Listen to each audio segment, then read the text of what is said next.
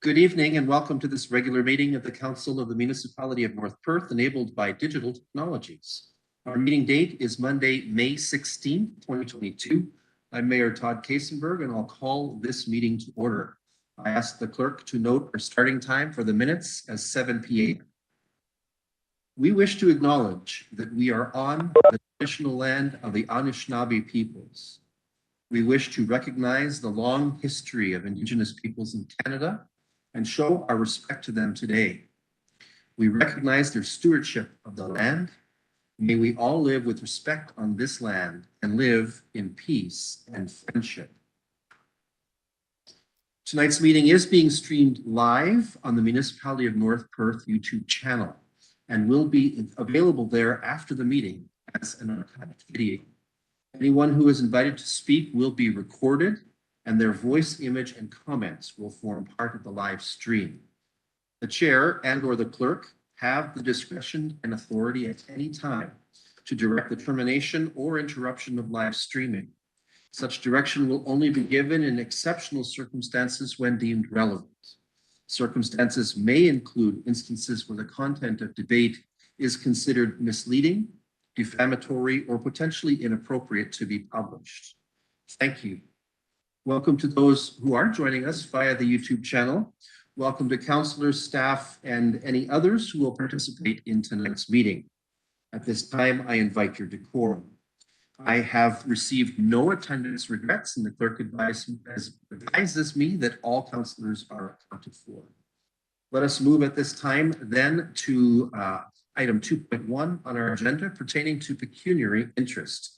For the benefit of those unfamiliar with our council practices, provincial legislation requires councillors with a potential pecuniary or financial interest, any item at the council table, to declare this interest and to remove her or himself from discussions and voting on the item.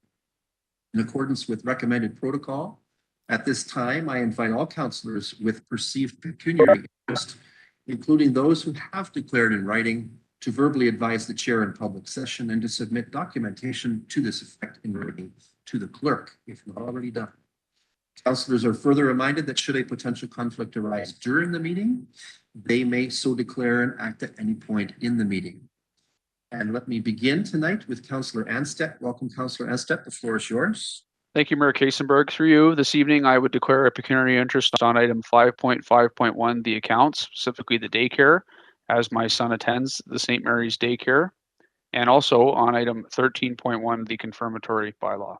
Thank you. Thank you, Councillor Anstett. Next up is Councillor Behrens. Welcome, Councillor Behrens.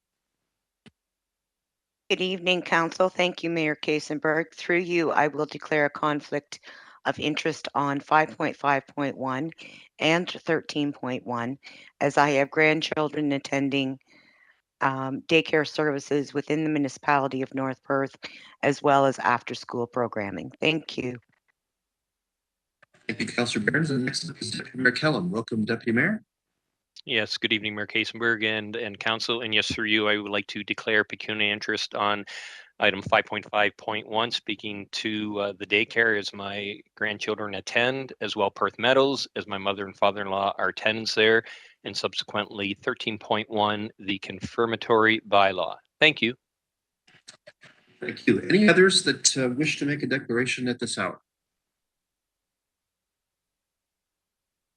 We're not seeing any, so let's move forward then with other aspects of our meeting. To explain our virtual processes, I will be systematically trying to seek consent from various councillors as movers and seconders of the various resolutions and bylaws that will be put before us tonight. I will do this again, as always, to some degree, alphabetically. Should a councillor not wish to respond to the request, they may say so, and I will move to the next name on the alphabetical list. Regarding speaking to our business, councillors tonight will identify themselves through our conferencing technologies text chat function. The clerk is assisting me tonight in maintaining the speaking order from that source. Councillors are allowed on their turn to deliver a primary question or comment and may make one supplemental without intervention from me. We will follow speaking order carefully, and any councillor wishing to have a second say beyond their first and supplemental will have to indicate again and go to the bottom of the list. This is a normal process consistent with Robert's Rules of Order. Councillors, you are asked to generally maintain a mute state in the web conference until I recognize your right to the floor. If, when I do so, recognize I don't hear you because you are muted or are having some technical difficulty, I will advise. Should technical difficulty be the cause, support will be coming your way from our IT team, and I will, after reasonable pause, call on our next speaker, coming back to you when you are next available. Should any of your votes not show up in eScribe, I will call on you when things seem stalled to register a manual vote. At that time, take yourself off mute, answer yes or no on the motion, and then return to mute. Regarding item 2.2 of our agenda, I have a motion before me for the adoption of the agenda for tonight's meeting that reads simply as follows, that the agenda for tonight's meeting be approved. Councillor Seiler, why don't we start with you tonight? Welcome. Will you serve as mover for that? Yes, I will. Thank you. Thank you. And Councillor Andreessen, welcome. Will you serve as seconder? Yes, I'll second that motion. Thank you. Very much. Any discussion or debate? Seeing none, let's have that vote.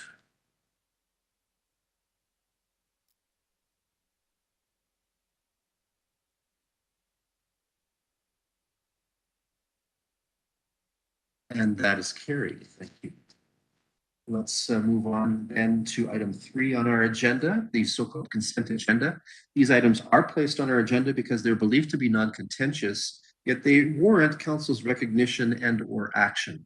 Grouping them expedites our business. Any councillor wishing to extract an item from the consent agenda for discussion, debate, or further action may do so. There are 3 items on our consent agenda tonight, including the minutes of our last regular council meeting. Councillors, do any of you have a desire to extract any of these items for further discussion or action? If so, please indicate in the text chat. We're not seeing any indication so expressed, so let's have the resolution that consent items 3.1 to 3.3 be received for information and the minutes of the May 9th, 2022 regular council meeting be adopted. Councillor Anstett, will you serve as a mover there? Yes, I would move that motion. Thank you. Thank you. Councillor Behrens, will you second that? Yes, I will second that motion. Thank you. Very much. Any discussion or debate? Seeing none, let's have that vote.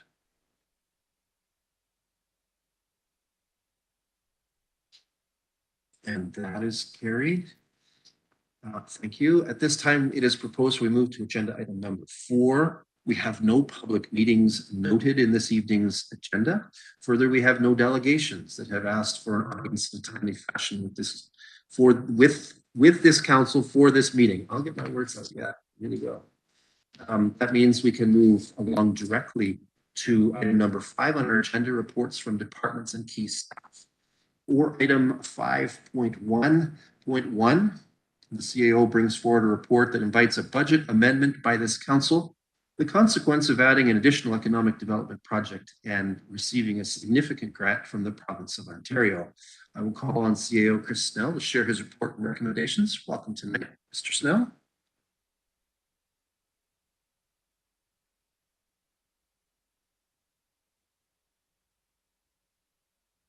CAO Snell, we're not hearing you.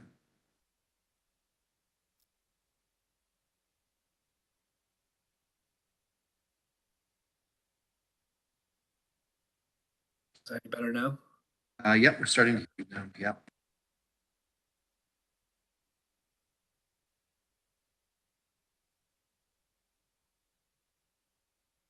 CAO Snell, we're still not hearing you.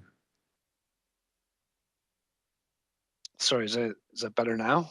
Yes, we can hear that now. Yeah. Sorry about that. Good evening. Thank you, Mayor. Good evening, Mayor and Council. Tonight's report deals with 2 budget amendments. Both projects are familiar to Council. The first project is the Skills Development Fund, which is providing funding for our Technology and Skills Learning Hub. And the second one is the Agricultural Excellence Strategy. The Skills Development Fund is providing funding of $1.8 million, $402,132. and that is completely funded through the grant. And the $30,000 for the agricultural excellence strategy is coming from surplus or segregated surplus from both the CAO and economic development funds. I can answer any questions that council may have. Thank you, Mr. Snell. Any questions or first comments about this from council? Okay. We were expecting this. We're not seeing any questions at this point. So I have the resolution for consideration as follows: that the Council of the Municipality of North Perth approves the 2022 project budget amendments for special project initiatives for the Skills Development Fund Learning Hub for $1,842,132 and the Agriculture Excellence Strategy for $30,000. Let's turn to Councillor Duncan. Welcome tonight. Councillor Duncan, will you serve as our mover for this? Yes, I'll make that motion. Thank you very much. And Deputy Mayor Kellum, will you be our seconder? Yes, I'll second that motion. Thank you. Thank you. Any discussion or debate? Seeing none, let's have that vote.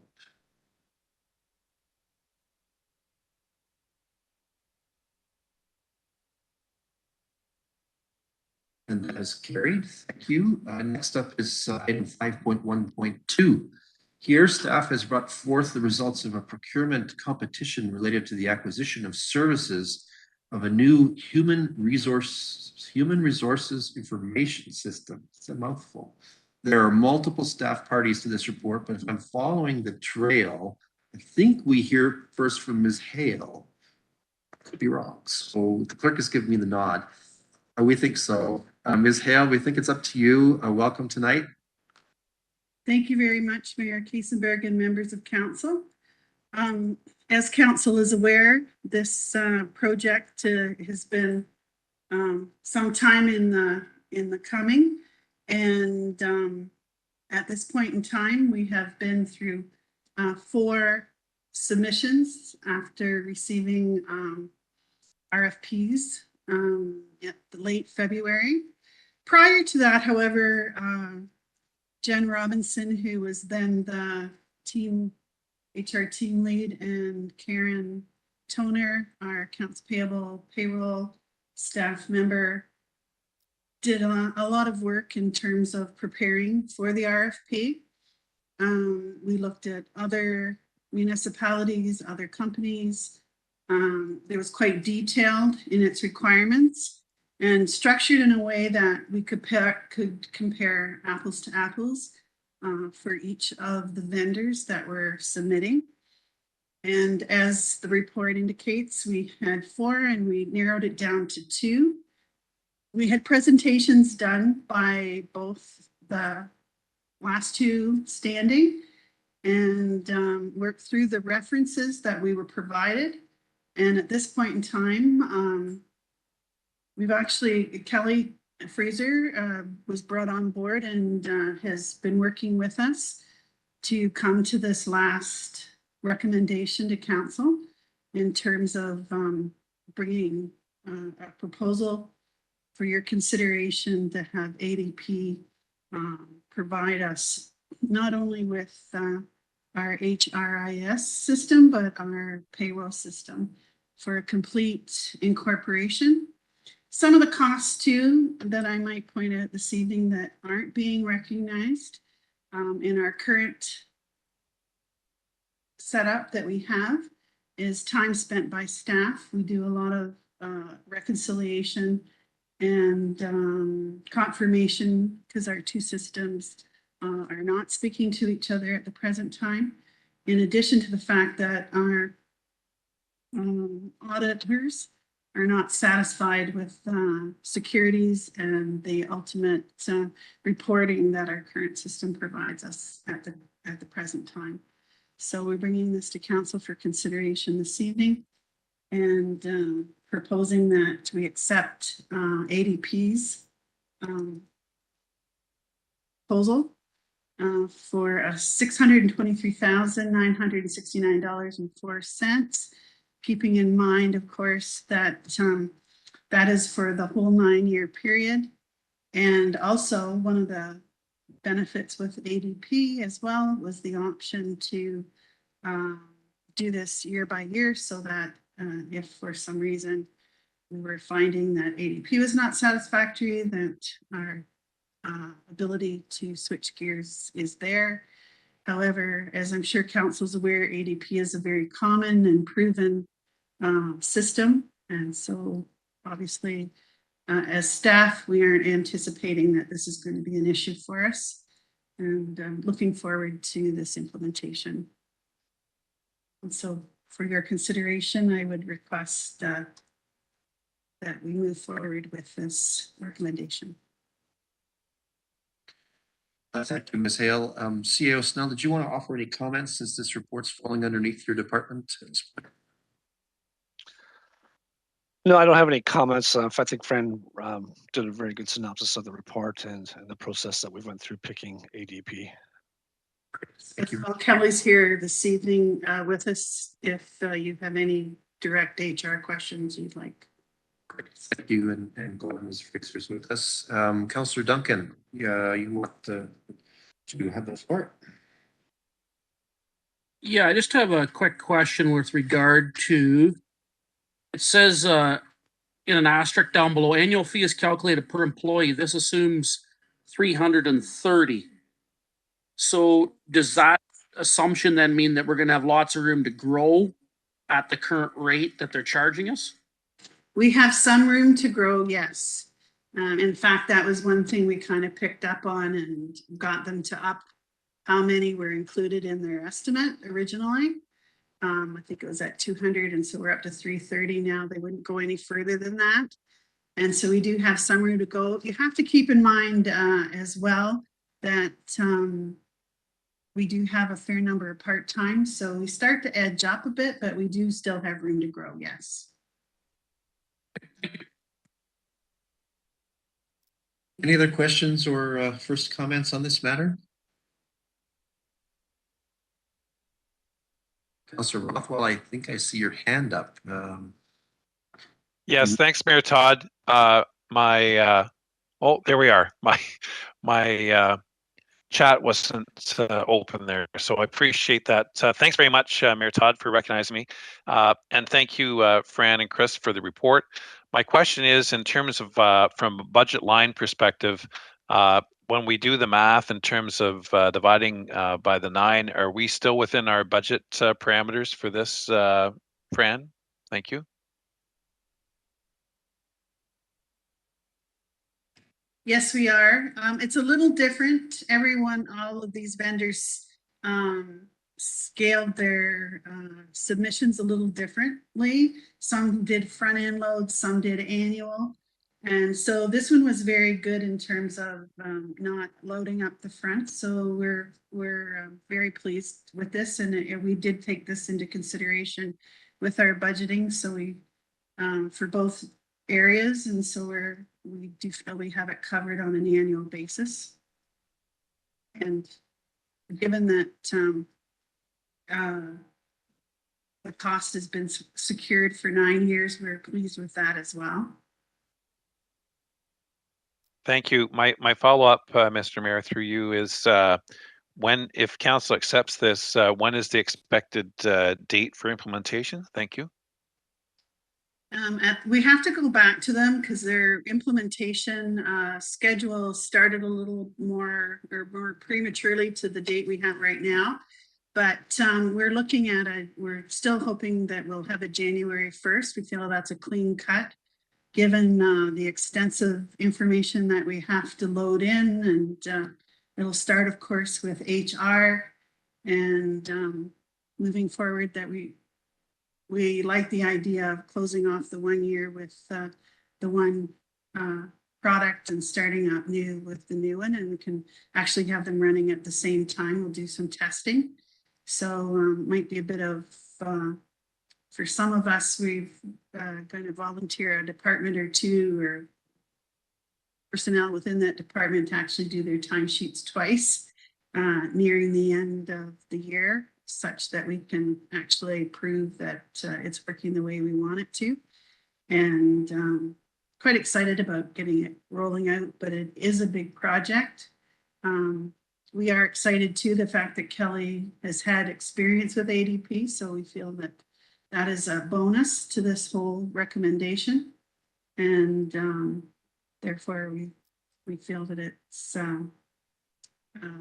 she's already pointed out a few areas of concern or things that we need to address and anticipate. So it's all been good in mapping out how that will come to fruition for year end and beginning of 23.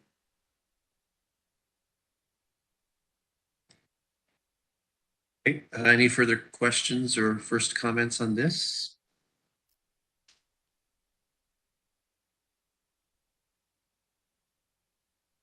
Councillor Rothwell, go ahead. Thanks very much, Mayor Todd. And not to go on too much further, but Fran, you had talked about the possibility of running our current system and the new system at the same time. How long would that sort of overlap happen? Is it a month or two? And what are the additional fees that we would have to spend to be able to do that? Thank you. So I anticipate that we'll have three pays that will run simultaneously, and that way we can cover off not council, staff, and firefighters through year end. So we're thinking that that would be the best approach, and with each, we might not be setting them up the same way in ADP, and we have a lot of discussion yet to happen in terms of how that will flow. But in terms of cost, we've paid our annual fee, so it'll be a nice cutoff to one product for 22, and then we'll start up with 23. And we do have some parameters with our funding, so into March. So that'll have to happen before the end of March 23 for sure. Okay, thank you. All right, anything further from council before we consider the resolution? I'm not seeing any indication of that. So I have a resolution as follows. The Council of the Municipality of North Perth awards the Payroll and Human Resource Information System Request for Proposal NP-001-22P to ADP Canada Co. for a total cost up to $623,969.04, excluding HST, for a 9-year period. Councillor Johnson, welcome tonight. Will you serve as mover for that? I would certainly move that, and congratulations to Fran and Kelly and all the staff on securing a great bid. And I like the 9 years on this. Great, thank you. I know you've had some exposure as budget chair to some of the challenges too. Councillor Richardson, welcome tonight. Will you serve as seconder? I will gladly second that. Thank you. Thank you. Any discussion or debate? I'm not seeing any, so let's have that vote.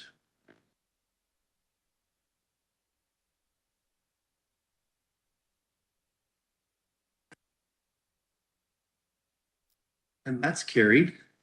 Thank you, Ms. Hale. Thank you very much. Yep, that brings us to item 5.2, reports from the clerk's department.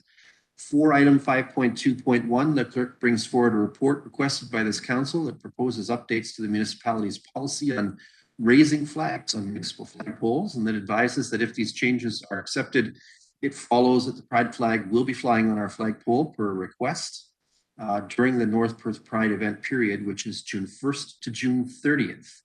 I'll call on North Perth Clerk Lindsay Klein to present the report and recommended actions. Let me just get the AV settings set so we don't create a black hole.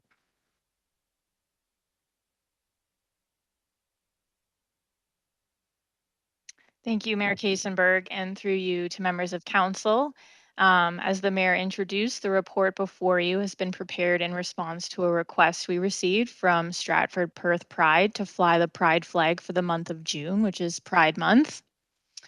North Perth's policy for the flying of banners and flags and proclamations states that flag and banner flying be limited to nationally recognized charities and local organizations.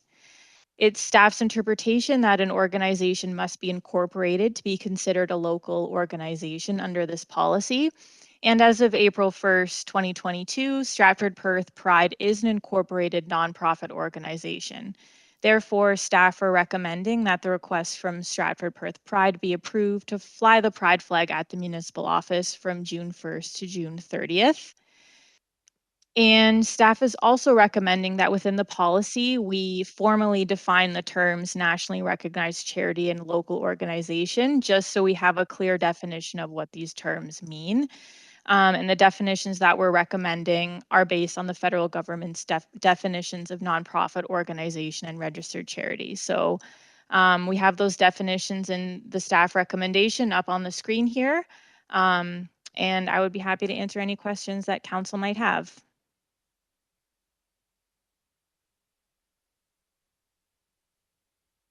Thank you, Ms. Klein. Council, questions or first comments?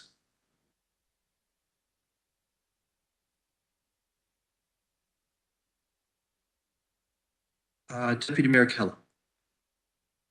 Yes, thank you, Mayor Kaysenberg, and through you. Yes, I've had several conversations, even dating back to last year, regarding discussion on this, the flag raising for them. I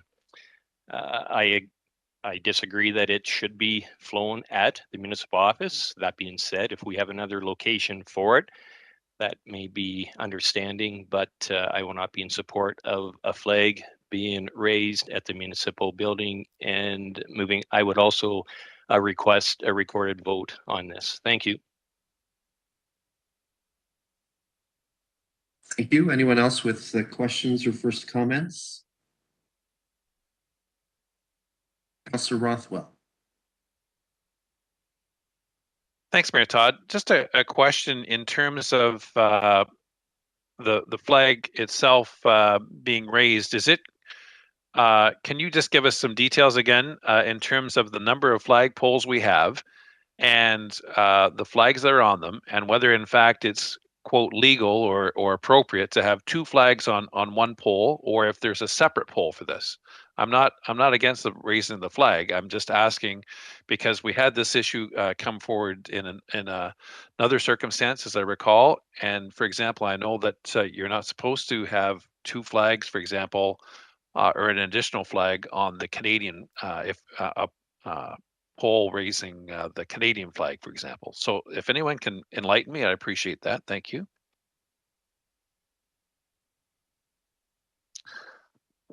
Thank you, Councillor Rothwell. I can certainly try to offer comment. Fine. Okay, CEO Snell, did you wish to speak to this one? Yeah, certainly. Can you hear me?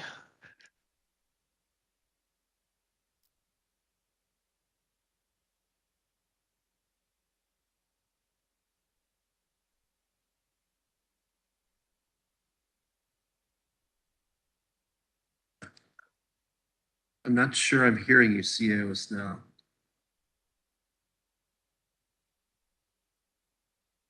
Can you hear me? Just barely. Sounds like you're way in the phone booth. Try again. Is that better now? That's much better. Sorry about the audio difficulties tonight. I usually don't have too many. Thank you. I can try to answer that question from Councillor Rothwell. So currently right now at the municipal office, we have 3 flagpoles, one flying the Canadian flag, one flying the provincial flag, and the third flagpole flies the North Perth local flag.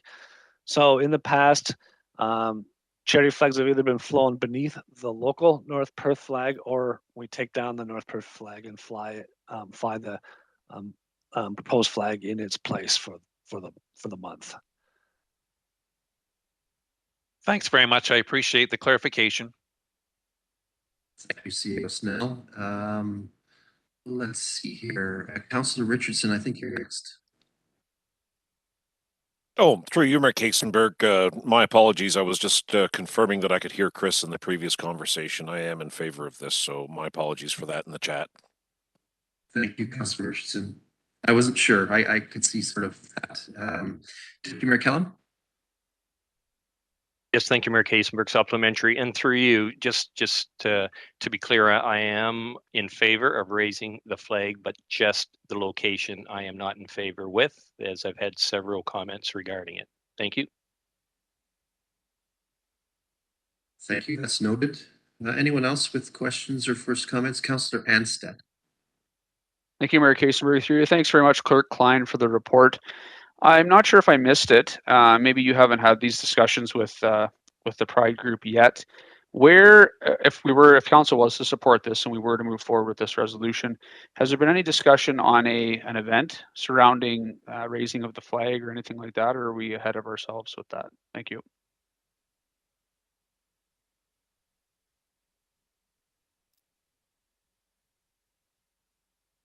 Clerk Klein. Thank you, Mayor Kasenberg, and through you to Councillor Anstead. Yeah, we haven't formally gone through those details yet, but if there is going to be some sort of event, we can certainly let all of council know. Okay, thank you.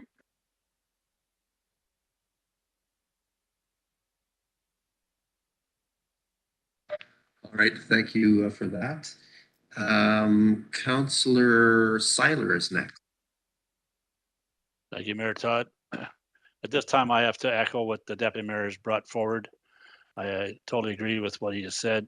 I am not against flying the flag, but I think our municipal office place isn't the right place to do it. And we're maybe going to open up a can of worms to future flags. So I think we need to leave our municipal property as is. The 3 flags that we fly, I've had a lot of people bring this to me also. So if there's any way that they want to bring suggestions on how they would like to entertain this, I'd be very glad to welcome. But this time I have to agree with Deputy Mayor Kellum. Thank you. Thank you, Councillor Seiler. Any feedback on this one, Clerk Klein? Is there any? There's sort of a question in there. Through you, Mayor Kasenberg, I don't really think I have anything else to add. Staff stands behind the recommendation in the report, and I know some other municipalities have something like a community flagpole where they specifically have flags from different organizations that are specifically flown on that flagpole. And in the absence of that, we don't have a community flagpole here in North Perth. So so that's why we're recommending the flagpole here at the municipal office. Thank you, Clerk Klein. Councillor Richardson. Thank you, and through you, Mayor Kasenberg, I do feel that this is a warranted issue to do, and I can certainly understand Deputy Mayor Kellum and Councillor Seiler where they're coming from. But in response to the clerk's comment about the possibility in the future, I'm in favor of this request today that if we have other requests and for other nationally recognized charitable contributions or organizations to possibly look at having a community flagpole that can take any requests going forward. Because I know in the past we have flown other flags, but it's always like it was mentioned by the CAO about, in duplication, having 2 flags on one pole. Perhaps there's opportunity going forward, not for this necessarily request, but going forward to look at a location for a community flag pole to be able to support other flag requests that do come in, and then going forward, maintain the 3 different flags that we have at the municipal office today. Thank you. Thank you, Councillor Richardson. CAO Snell, maybe just a quick query direct to you.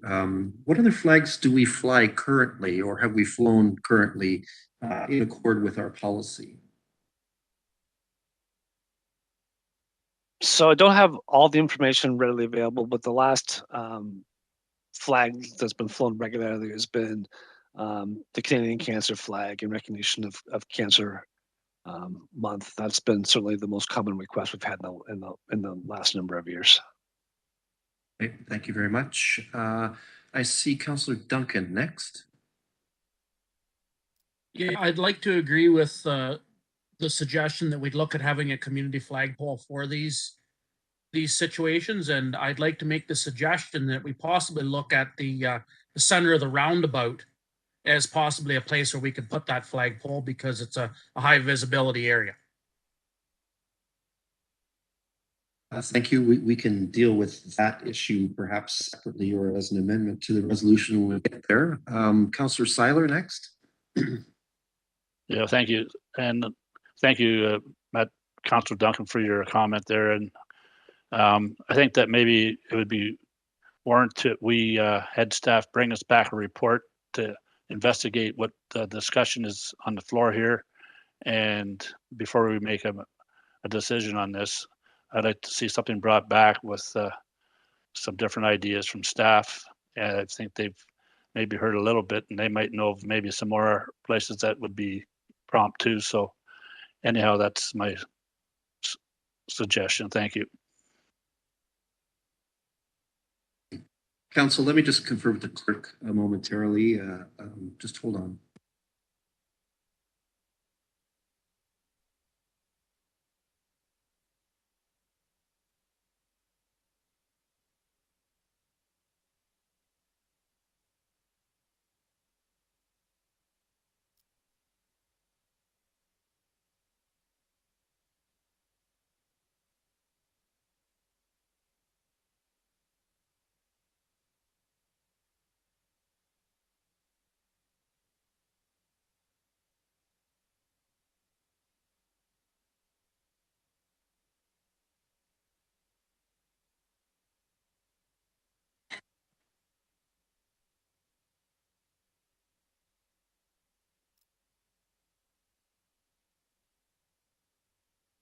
Okay, a little bit of procedural advice from the clerk at this point. So council needs to essentially determine whether it wishes not to entertain the motion that was put forward in the clerk's report for consideration.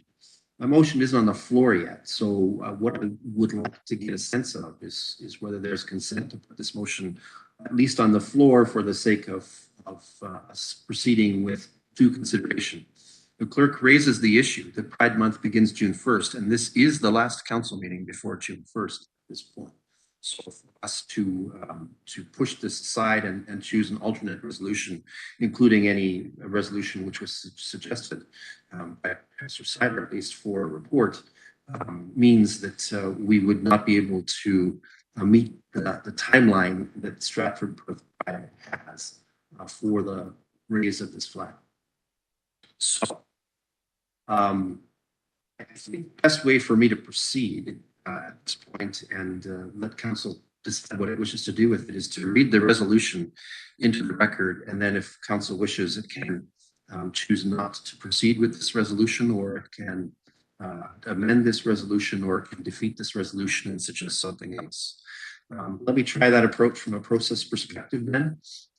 Here's the resolution that the Council of the Municipality of North Perth approve flying the Pride flag provided by Stratford Perth Pride at the Municipal Office 330 Wallace Avenue North from June 1st to June 30th, 2022. And that staff be directed to add the following definitions of nationally recognized charities and local organizations to the North Perth policy for the flying of banners and flags revised and proclamations. Nationally recognized charity means a registered charity approved by the Canada Revenue Agency that uses its resources for charitable activities and purposes that benefit the community. Local organization means an incorporated association, club, or society that is organized and operated exclusively for social welfare, civic improvement, or other related purposes. Note, political or religious organizations shall not be included as part of these definitions. Let me turn to Councillor Rothwell. You're next on my list. Would you serve as mover for this? Yes, Mayor Todd, I will. Thank you. Thank you. Understanding earlier the sentiments of Councillor Seiler, maybe I'll turn to Councillor Andreessen and ask, will you serve as seconder on this one? Yes, I'll second the motion. Thank you. Okay, so we have this motion on the floor. Council now has the opportunity for further discussion and debate. Please indicate in the usual fashion.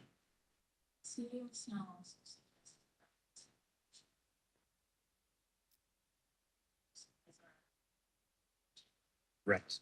So just for council's benefit, CEO Snell has suggested that we consider an additional resolution after this one is disposed of, in whichever way council wishes to proceed, that suggests inclusion of the erection of a community flagpole as part of the 2023 budget considerations, which to me certainly is part of that process of making that happen if it's council's will. I think Councillor Duncan, I think you're next.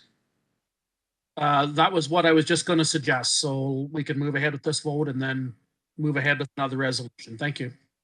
Anyone else wish to have input into this in the formal discussion and debate opportunity that is before us with this resolution on the floor? Okay, I'm seeing Councillor Andreessen, yes, and then Councillor Barnes. Councillor Andreessen first, please. Yes, thank you, Mayor Kasenberg. I feel strongly that as a former educator, we have to be very inclusive towards, members of our entire community. And I know as a former school board employee, we flew the pride flag in every school in our school board on our flagpoles for the entire month of June. And we've been doing that for 5 years. So this is something I'm very accustomed to, and that's something that I feel is important for inclusivity in our community. And I know that it's quite new for our residents to see and understand, but it's something that is being more and more accepted and part of inclusivity in our communities for sure. So that's why that's where I'm coming from, just based on my experience in the education system. Thank you. Thank you, Councillor Andreessen. Councillor Barnes, you're next, and Councillor Johnston. Thank you, through you, Mayor Kasenberg. I have no issue with the flying of the flag. I think it would be far more important to look at a couple spots for community flags to be flown and to keep the municipal locations separate from that. My concern is a technical one, and that is with the actual formation of the motion. I do believe that the policy should be amended separately from the actual approval of flying the pride flag. It's just simply splitting it into two. And I do believe that the amendment to the policy should be done first. Simply a technical comment in nature. Thank you. Thank you, Councillor Barnes. Just give me a moment to confer with the clerk on that request.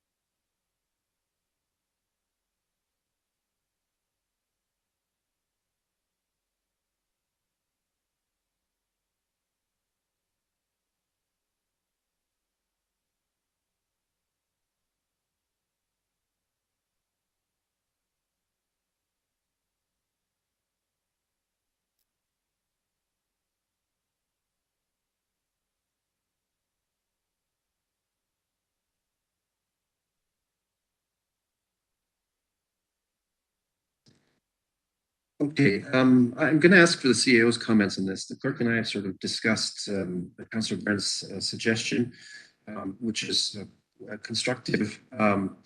The opportunity here is that staff have interpreted a little bit what the policy says, if I'm following what I heard, and so they want to sort of clarify the terminology around what is a nationally recognized charity and what is a local organization.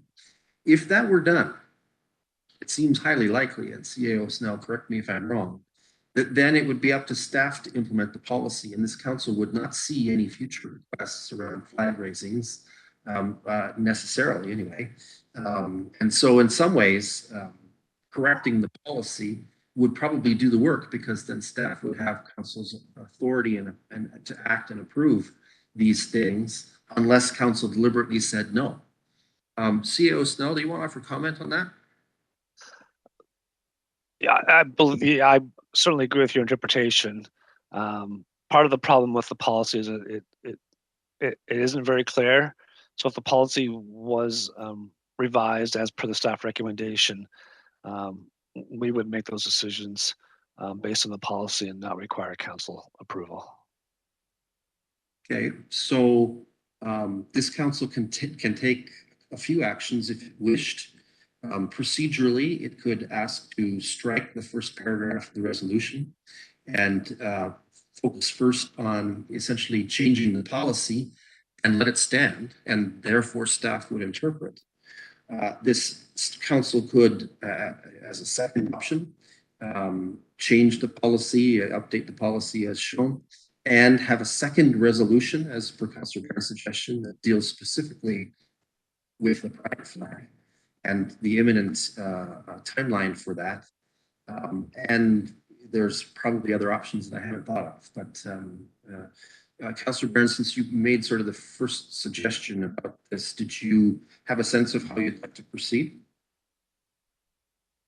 Through you, Mayor Kaysenberg, I do believe it's important to separate the two, as one will be policy and one is a motion to approve something. So I do believe it's important to separate the two.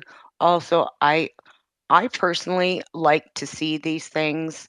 If there's another way, if I'm driving into town, I might not necessarily notice that we're flying the pride flag, but if it comes to council, then I know that it is. If there's an area in the agenda, I know we're looking at the procedural bylaw where we can say, oh, by the way, this month we are flying for Alzheimer's, this month for flying for Canadian Cancer Society, that type of thing, then I'm all for that too.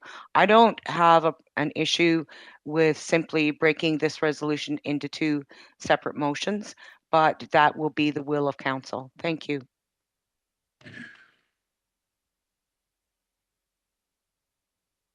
Right. Withdrawn or amended by striking or deleting. Yeah.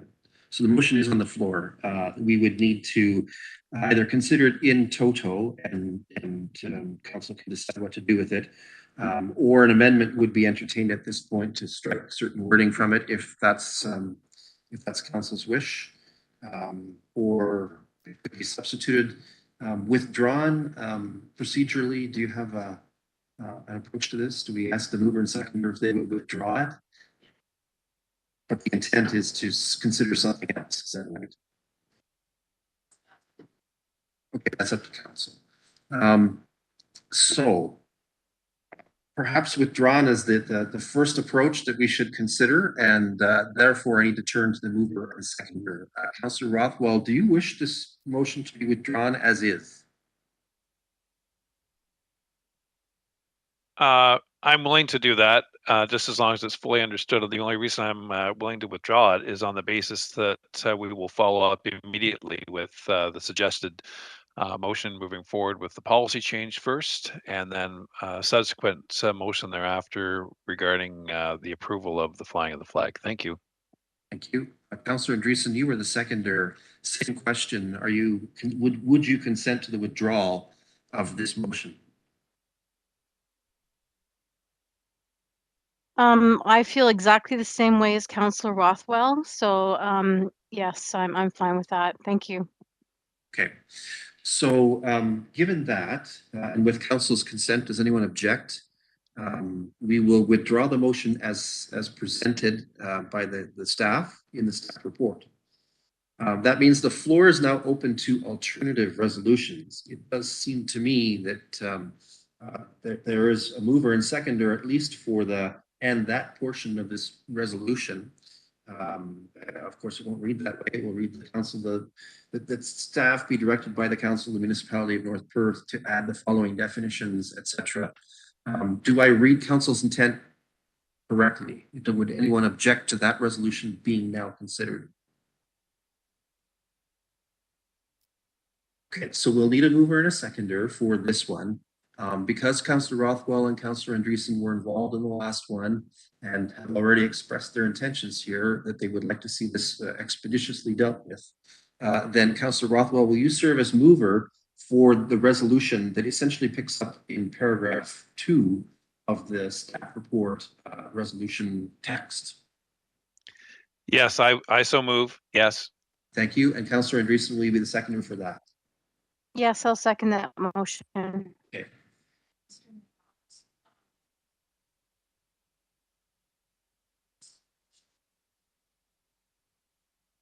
The withdrawal. Okay, so we will direct ourselves to Deputy Mayor Kellum because of his request for recorded vote. Now, eScribe does record our votes, so it's a public and a transparent process.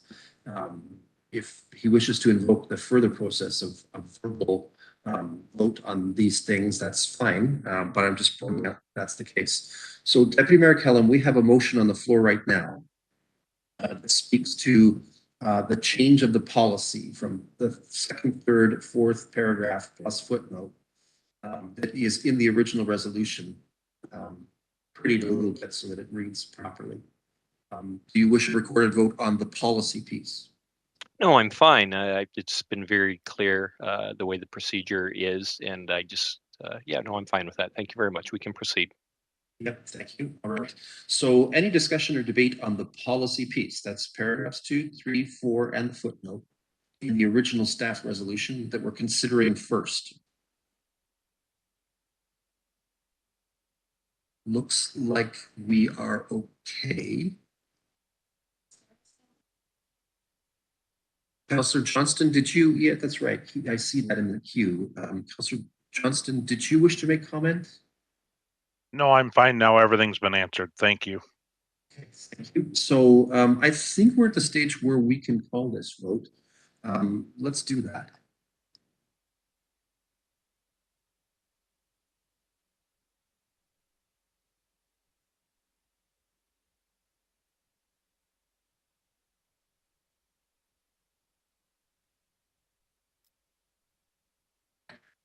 Okay, so that's carried. We have updated the definitions in the policy. Now, is there further desire for a resolution here? I invite councillors to suggest what's next, if anything.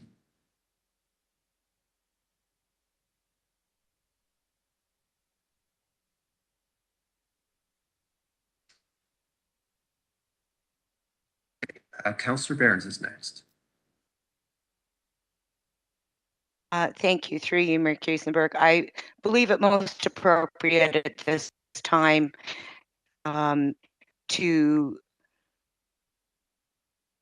pass a motion that approves the flying of the pride flag at the municipal office from June 1st to June 30th, 2022. I believe that simply covers that. I'd be willing to move that motion, and we can look at other options and possibilities potentially through a different report later on in the agenda. Thank you, Councillor Behrens. So considered it moved, Council, that the Council of the Municipality approves the flying of the pride flag provided by Stratford Perth Pride at the Municipal Office, 330 Wallace Avenue North from June 1st to June 30th, 2022. Councillor Anstedt, you're kind of next to my alphabetical list. Would you serve as seconder for that? That's what I was going to say, is I would second that. Thank you. Thank you very much. All right, so on the floor is a resolution to approve the flying of the pride flag on the municipal flagpole in front of this municipal hall for the month of June. I would now entertain any discussion or debate. Councillor Seiler. Thank you, Mayor Todd. So for confirmation, as of this is just for this year, and in the 2023, there will be staff will bring back the report for where the community flag will be flown. Not quite yet, Councillor Seiler. So the way I understand this motion is this motion will approve it for June of 2022. It says nothing about any future actions of 2023. just for this year, and then staff will bring back a report on what we've just discussed. Correct. Well, you can make that motion subsequent to this. The staff will need to be directed separately, I believe, towards that purpose. But at this point, this intends for this year, in June, coming up, a flag being flown on the municipal flagpoles in front of the town hall. Anyone else need further clarification? Anyone else would like to contribute to discussion or debate? I'm not seeing anyone else, so let's have that vote. Oh, I should ask Deputy Mayor Kellum again, do you wish to have a recorded vote on this one, a verbal recorded vote? No, it's fine. Is said earlier that it's recorded anyway, so I'm fine with that. Okay, so then I think we can proceed. Let's have that vote.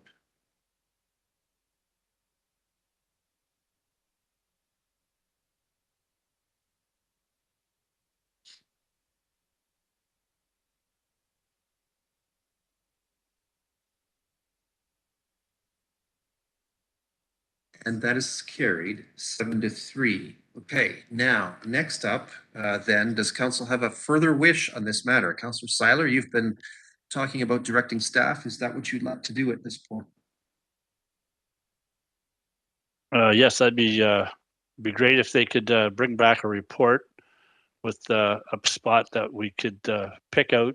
And I did like the idea what Councillor Duncan brought up with our roundabout or whatever, and bring us back some ideas where we can fly a community flag to please all.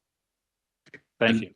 And I assume that we can add to the notion of this motion, let me just check, that this be put forward in the budget process for the 2023 municipal budget to erect a new flagpole, wherever that goes. Yes? Yeah. Yes, thank you. Okay, so I'll have it moved by Councillor Seiler that we direct staff towards the end described. Let's see, Councillor Duncan, will you serve as our seconder on that one? Yes, I most certainly will.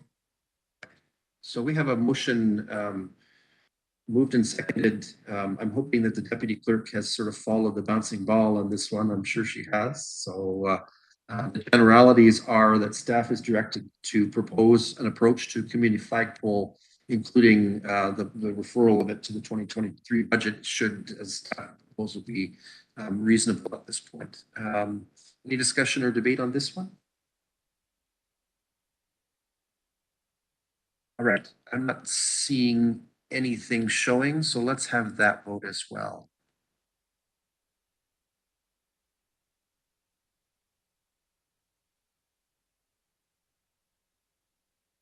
And that is carried. So we've got 3 resolutions in that section of the report. And the work has been achieved. Thank you, staff, for your support and helping us understand that one. All right, let's go next then to item 5.2.2. The clerk has provided council with a report pertaining to the restricted actions or lame duck period of council that occurs in light of the municipal election to be held this year, October 24th, 2022. The report presents information from the Municipal Act pertaining to mandated delegation of council's authority to the CAO, indicates current status of such delegations, and provides a timeline and matters that council must not consider during the restricted actions period. I call on Ms. Klein to introduce this report and answer questions. Let me just set my AV settings so that we don't create major headings. Hang on. Ms. Klein. Thank you, Mr. Mayor, and through you to members of council. Before you is a fairly routine report, as the mayor introduced, comes forward every 4 years as we approach the municipal election, and that's regarding the period of restricted acts, or what's commonly referred to as the lame duck council. And so under the Municipal Elections Act, there are 2 occasions when council could be considered within a period of restricted acts. The first is the time between nomination day on August 19th and election day on August 24th. And if we see less than 75% of the outgoing council members seeking re-election, then that would be considered in a restricted acts period, and 75% of our 10-member council is 8 members. The second occasion is from Election Day on October 24th to the end of the current term of council, which this year is now November 14th. And if with certainty the new council will include less than 75%, then 75% less than the outgoing council, then we would be in a lame duck scenario. So it's common practice to delegate certain actions to the CAO in the case of a period of restricted acts. Those actions include the disposition of any real or personal property of the municipality, which has a value exceeding $50,000 at the time of disposal, except in those cases where the disposition was included in the most recent budget adopted by council. And the second would be making any expenditures or incurring any other liability that exceeds $50,000, except in those cases where the liability was included in the most recent budget adopted by council. And it's also recommended that the CAO be required to provide a written report to council on any actions taken pursuant to this delegation. So before council, we just have a recommendation to enact the bylaw to delegate authority to the CAO for the restricted acts period. And if there are any questions, I'd be happy to answer them.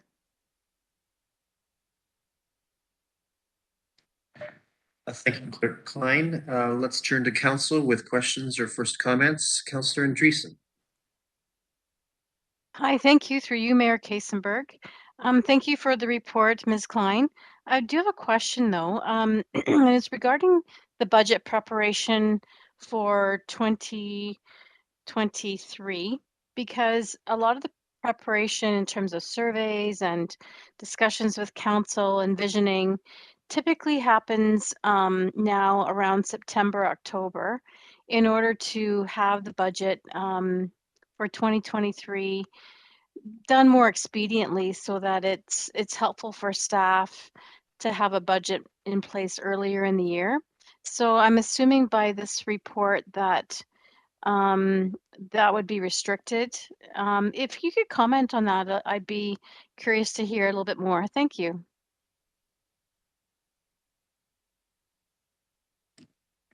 The clerk is suggesting that perhaps Ms. Hale needs to weigh in on this one. I'm not sure that against some of those clauses that were presented, it didn't seem like there were prohibitions on council moving forward with the visioning and beginning the planning of its budget. But Ms. Hale? Yes, certainly Councillor Andreessen has brought up some points that always get kind of tricky on election year. We've always been trying to move forward our budgeting planning, and I think we will keep that on track if that's council's wish. And it's a process that does take time, and if there are new council members that come on board, then I think it's just a matter of bringing them up to speed if that's the case, and that this council would still keep moving forward. But that being said, that doesn't preclude that this authority isn't going to be appropriate, because there might be those situations that need to move things forward, and ultimately if budget was passed before, it couldn't be in this period if there was this situation, but that doesn't mean that we can't bring it forward right after the election and have it presented to council for consideration in a timely manner if it does turn out to be a council that can't move forward with certain decisions that such as a final budget for the following year. Do you feel I answered your question, Councillor Andreessen? So if just to clarify that, so basically you're saying that we could continue with visioning and some of the preparations, the surveys, reviewing information, kind of putting the stage in place, but approvals would be after a new council would be appointed. I'm thinking that's what you're meant.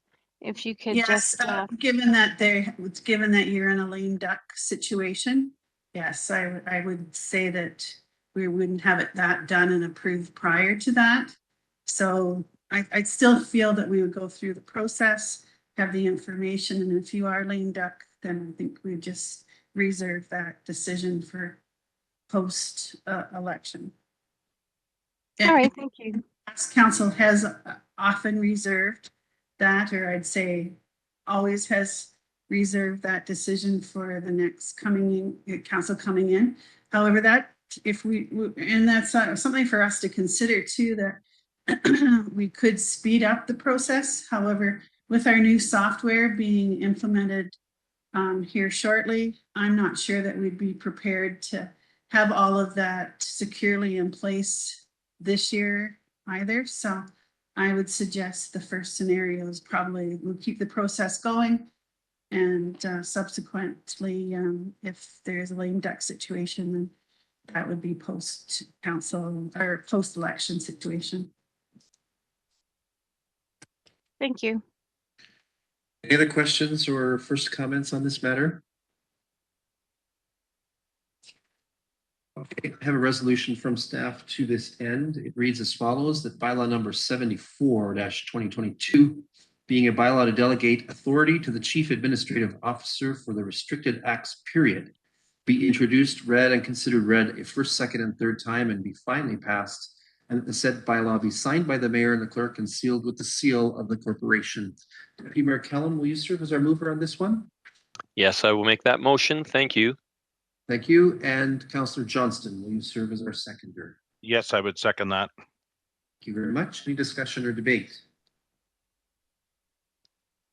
Seeing none, let's have that vote.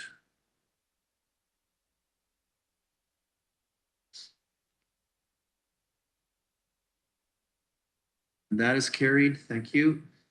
For item 5.2.3, Council is asked to receive a report on an application for consent to sever surplus farm residents related to lands in the Elma Ward as brought forward by owner Agrippine Farms Limited. Council is further asked to make a recommendation to approve this application to Perth County's Land Division Committee or its designate. I'll call on County of Perth Planner Susanna Reid to explain this request on this matter. Ms. Reid, welcome to our meeting. The floor is yours. Thank you very much, Mayor Kiesenberg. This is the Agrippine consent application. Again, North Perth Council is a commenting agency for severance applications. You had a good discussion about this file last Monday and directed that the applicant revise the severed parcel. They have done so, and it's brought back to you again tonight for your comments. The staff recommendation is that it be supported with conditions. I'm available for any questions. Thank you, Ms. Reid. Council questions at this time or first comments? Sir. Thank you, Mayor Todd, and thank you, Susanna, for your report. I just want to confirm, you did say that the application has been revised by the applicant, and on that basis, I'm certainly in support of that. I just wanted to make sure that the applicant did revise the application so that if council does recommend the approval of the revised application, it would be an application that for consent that is undisputed, so would go for approval, delegated approval. Is that correct? Yes, that is correct. Yep, I could share my screen if you'd like to see the differences between the two sketches. It's been reduced by 0.5 of an acre, just 2,000 square meters. So you're right, Councillor Rothwell. It would be considered an undisputed consent. Okay, thank you. Any further questions or first comments on this one? I'm not seeing any expression of interest there. So let me read the resolution into the record. This is one of those planning resolutions that has 11 conditions. I'm not going to read all 11, but I'll refer to the report, which has all 11 in them. And I'll just introduce this resolution for the sake of expedience. That Council of the Municipality of North Perth receives the report entitled Consent File B12-22, Surplus Farm Severance dated May 9th, 2022, affecting lands described as Lot 25, Concession 6, Elma Ward, Municipality of North Perth, 5527, line 78. And the council recommends that the County of Perth Land Division Committee or its designate approve the consent file B12-22, subject to the conditions listed below. There are 4 from the County of Perth. There are 7 from the municipality of North Perth that are standard conditions. Can I just query, Susanna, at this point, it says that we're approving the report from May 9th. Today's May 6th. We've received an alternate sketch of the fabric, if you will, of the severance, proposed severance. Are we doing anything odd here in referring to the May 9th file as opposed to the current file?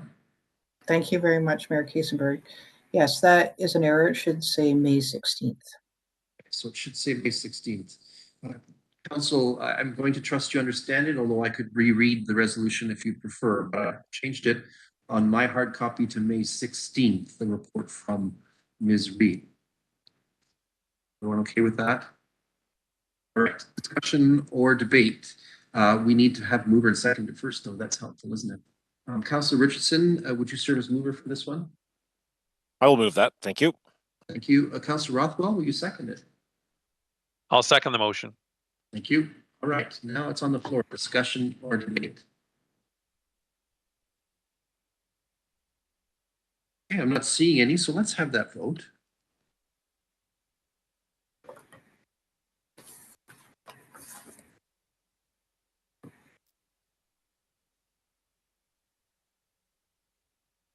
And that is carried 9-1. Thank you. Thank you, Ms. Reed. Glad you could join us. Yes. Good night. Good night. Thank you. That allows us to turn to item 5.3, Programs Department. We have no reports coming from there this evening. Likewise, 5.4, reports from facilities. We have no reports from there. We know both departments are very busy gearing up for the spring and summer season of activities and making our facilities look spectacular for that purpose.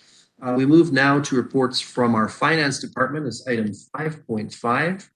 As item 5.5.1, finance staff has brought forward for council review the accounts as of this day, May 19th, 2022.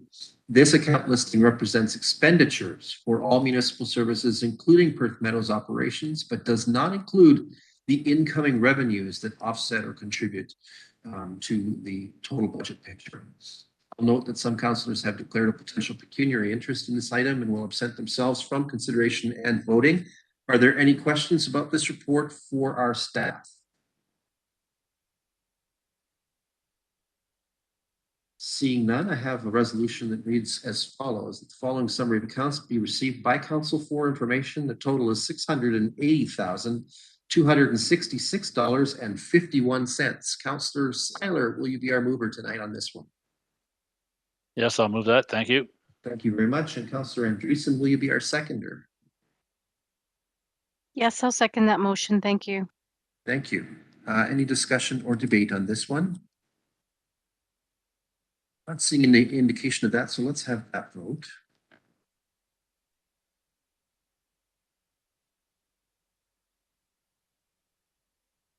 And that is carried with the 3 abstentions for the community interest reasons. Let's move then to item 5.5.2. Council is asked to authorize the maintenance repair of the Boyle Municipal Drain.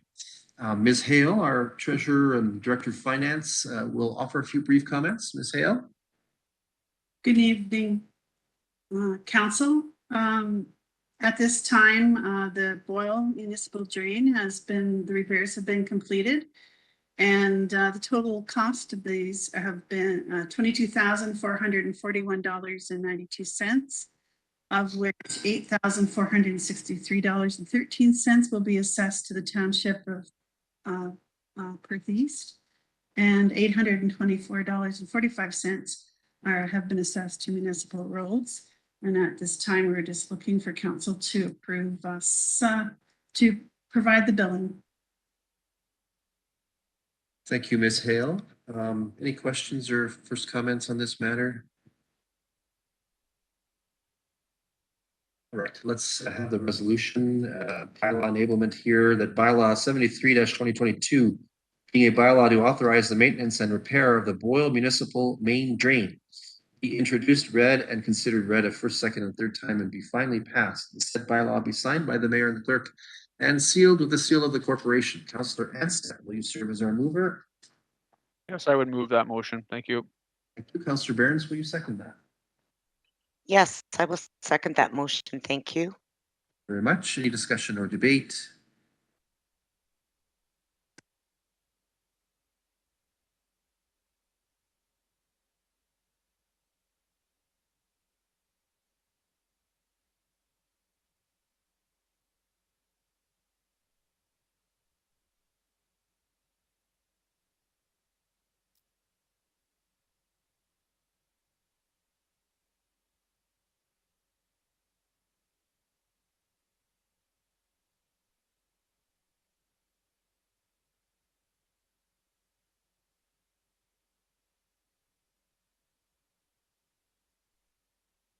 And that is carried. Thank you. Let's turn next to item 5.6, reports from our Environmental Services Department. We don't have reports from that department this evening, but I think you can see some of the fruits of their spring and early summer labor. Let's turn next to item 5.7, reports from Manager Operations. Again, we have no reports from Operations Department. Same comment. So things happening in that department, and we're grateful for all the service that our team is providing to make our community a great place to be. Let's turn to item 5.8, reports from the Fire Department. Item 5.8.1, reviews for our current circumstances related to adequate provisioning of bylaw enforcement services. The report indicates that there is a need for some action with the recommendation that we single source contract with tenant security group for various for services, of personnel who will provide additional bylaw enforcement services against our current deficit. I'm going to invite North Perth Manager of Development and Protective Services and Fire Chief Jenny Pape to comment. Welcome, Chief Pape. Thank you, Mayor Kaysenberg. Good evening, members of council.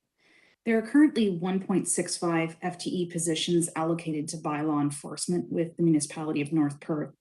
The 0.65 FTE position has been vacant since 2021, and the individual currently filling the full-time position has recently taken a leave of absence. Specialized training and expertise are required for individuals to competently perform municipal bylaw enforcement. North Perth staff is recommending contracting services with Tenant Security Group to provide bylaw and parking enforcement services. Tenant provides proactive uniform patrols, community education and engagement, as well as documentation and reporting of complaints in other jurisdictions within Southwestern Ontario. Tenant has capacity to provide these services to North Perth on a 20-hour per week basis. Staff is proposing a trial period of 6 months. The contract services are intended to complement the work of full-time bylaw enforcement officer. Contracted services would allow for increased hours of service and a more proactive approach to bylaw enforcement. Should the level of service be satisfactory, the agreement would be extended for a term of 3 years. Procurement has approved the sole sourcing of this arrangement to Tenant Security Group because of the unforeseen urgency of the situation. I'm happy to answer any questions you may have at this time. Thank you, Chief Pape. Let's see here, Councillor Richardson, I think it's first. Thank you through you, Mayor Kaysenberg. Good evening, Chief Pape. I see in the report you talked about the fact that we have 1.65 FTE that is needed or allocated for bylaw enforcement. However, the contract through Tenant Security Group is really for 20 hours per week. I realize someone's on leave. I'm just concerned that in moving forward with 20 hours per week, I feel that it's not going to be enough service to our municipality. Just wondering if you can, speak to that. Thank you very much. Through you, Mayor Kaysenberg. Yes, 100% agree. We do need more than 20 hours per week. The 20 hours per week would take up the 0.65 portion of the 1.65. It is our hope that the individual who fills the current FTE does return from the leave of absence, and that we would retain that full-time position in addition to the contracted services that would make up the 0.65. 0.65 works out to about the 20-hour mark, so it would fit in nicely.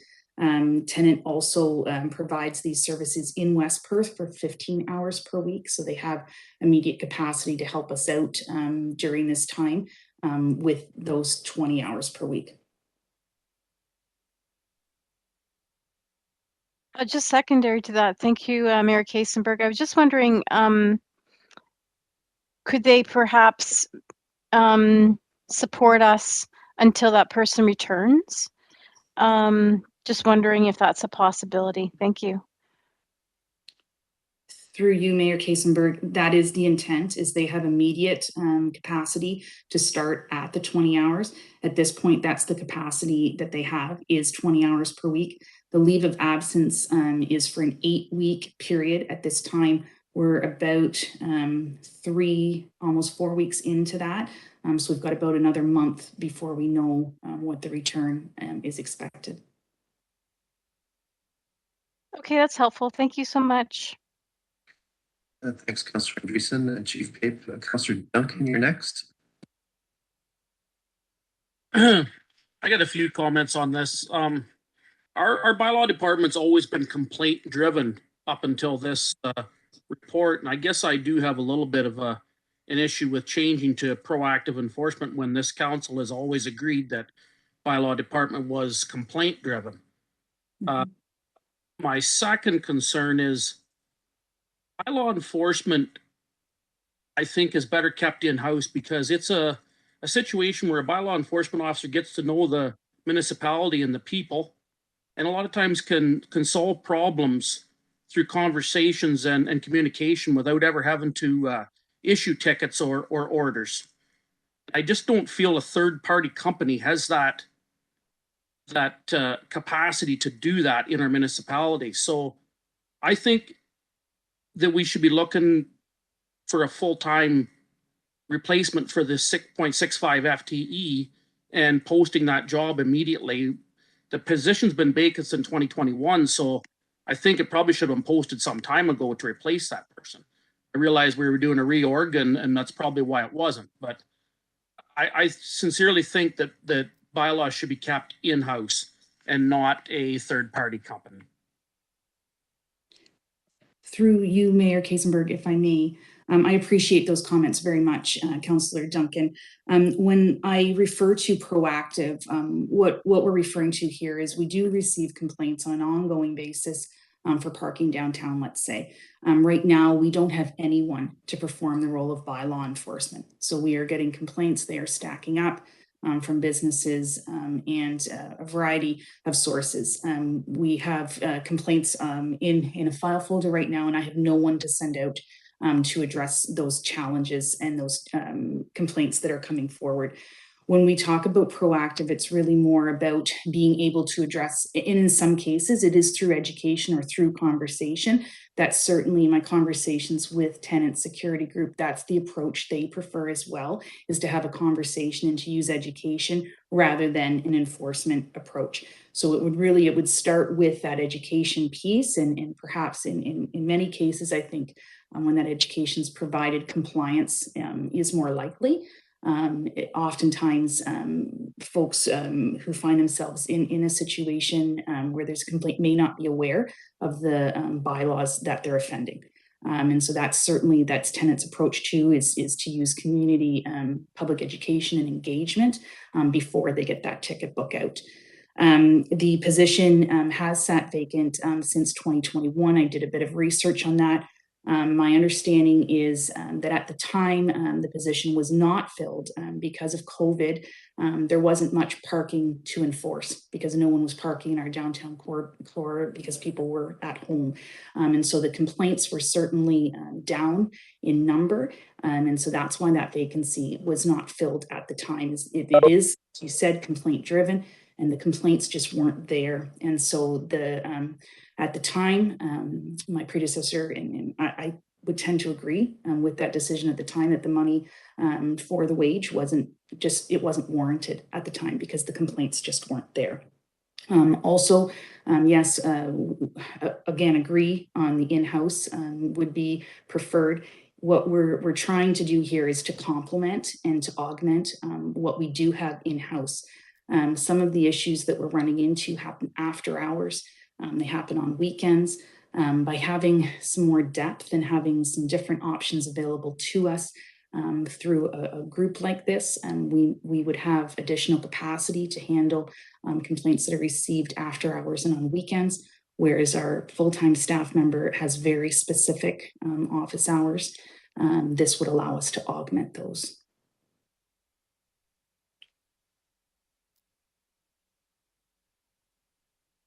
Thank you. Councillor Duncan, anything further?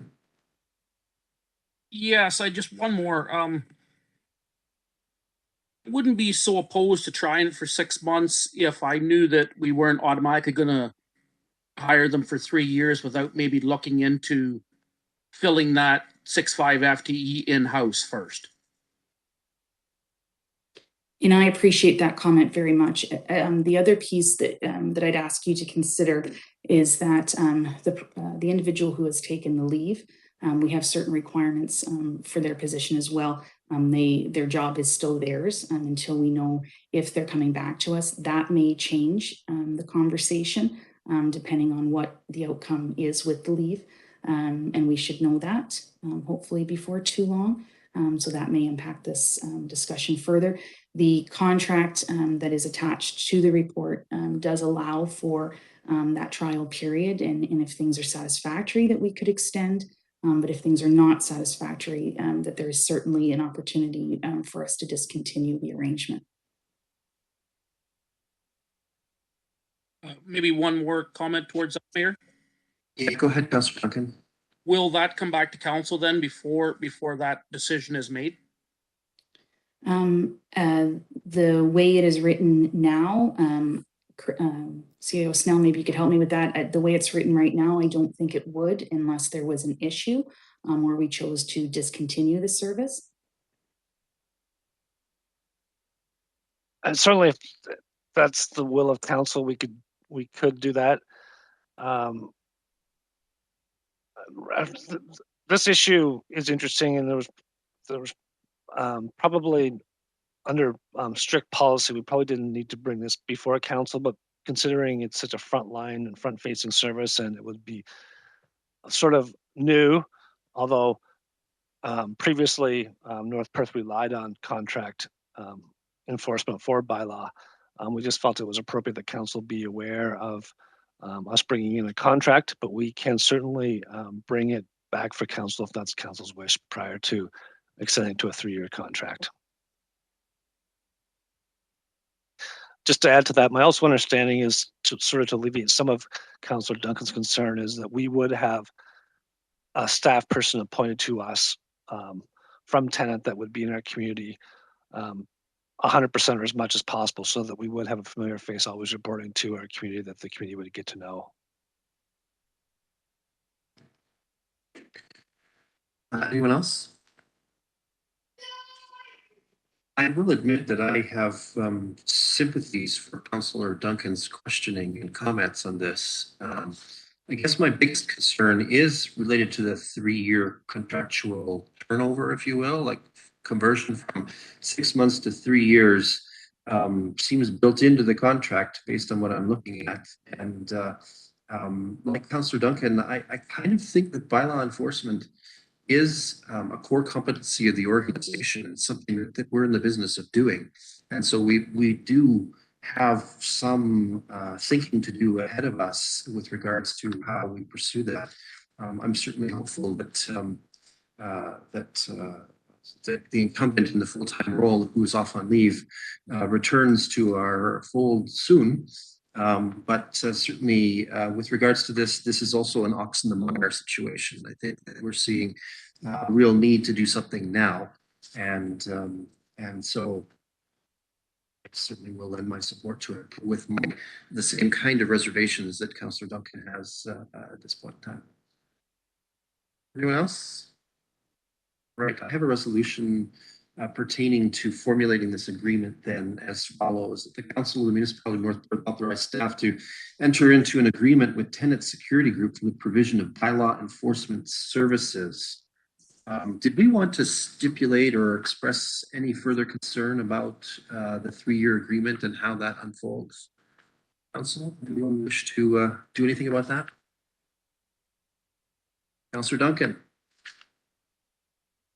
I'd like to see it that it comes back to council for the decision about whether we're going to go forward with the 3-year extension on the contract after staff brings a report with it, you know, telling us that things are working good and that's the solution to our issue here. Not to mention, like Chief Pape has said, if our full-time individual decides not to come back, we could be in a different situation. So I would really like to see it come back to us before we approve a 3-year contract with this company. You, where are we at with this? We don't have a mover. It's not on the floor yet. So would you like me to attempt to revise this resolution? Anyone on council object to an attempt to revise along the 3-year sort of renewal piece so that council sees this again? Looking for objections. Okay. Councillor Andreessen, do you want to comment or are you objecting? My comment would be that we just remove, I would like to see that 3-year part removed right out, and then it's only for the next 3 months only. So I think Just my thought. 6 months that we were shooting for. Sorry, 6 months, yeah. Okay, And so, take the 3-year part out. okay. So there's a question that we should ask staff in considering your proposed action, Councillor Andreessen, and that is, with regards to this contractor or potential contractor, do you think there'll be significant objection if we remove conditions related to renewal? I can certainly contact the contractor tomorrow and see if that will be a challenge. So far, they have been very responsive to negotiating.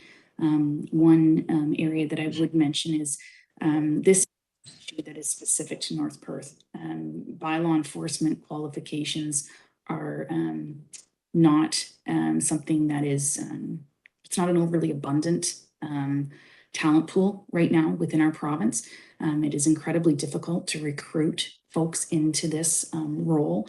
And so the fact that Tenant does have immediate availability to help us out during this situation is something that we're fortunate that is an option. It's the time that it would take to recruit somebody in this pinch and then see if they fit could be problematic. And as I said, the complaints are not being addressed at this time. So I do appreciate council's consideration on moving forward with this. We could go one of two ways here if we're serious about this. The first would be to amend the resolution before we put it on the floor so that it says, and further, that council receives a report on performance against the 6-month portion of contract and it exercises future decision-making around renewal for a further term. That will be one approach. The second approach would be per Councillor Andreessen's approach, which would be with provisions in the contract adjusted to remove the automatic extension of 3 years with satisfactory performance. What's council's will here? Or should we do any of that? Anyone want to suggest an approach?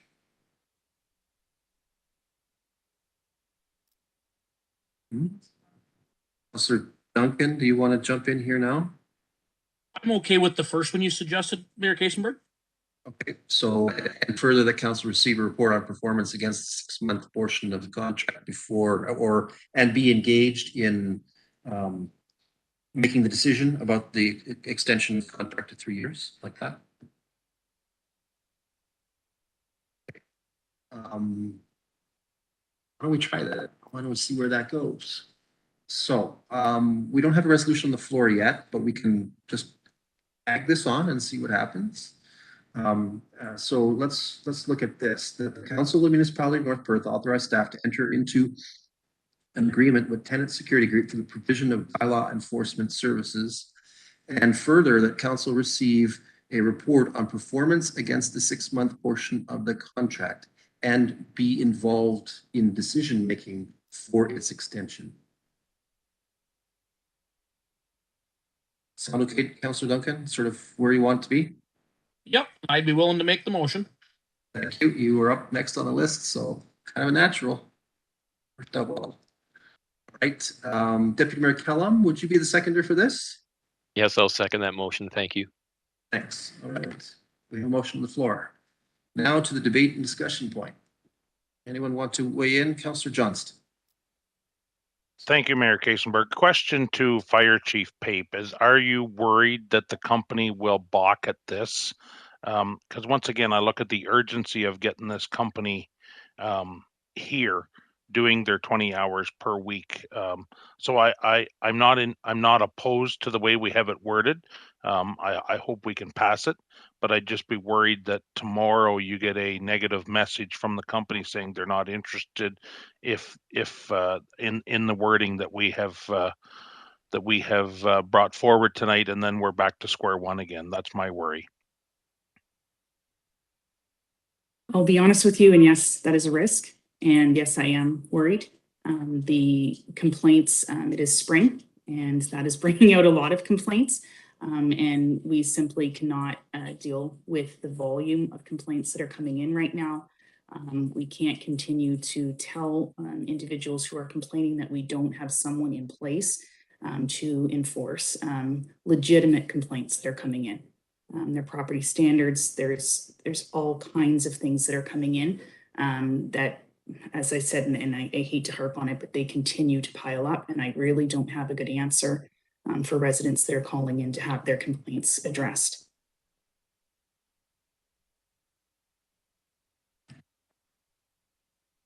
Thank you both. Anyone else?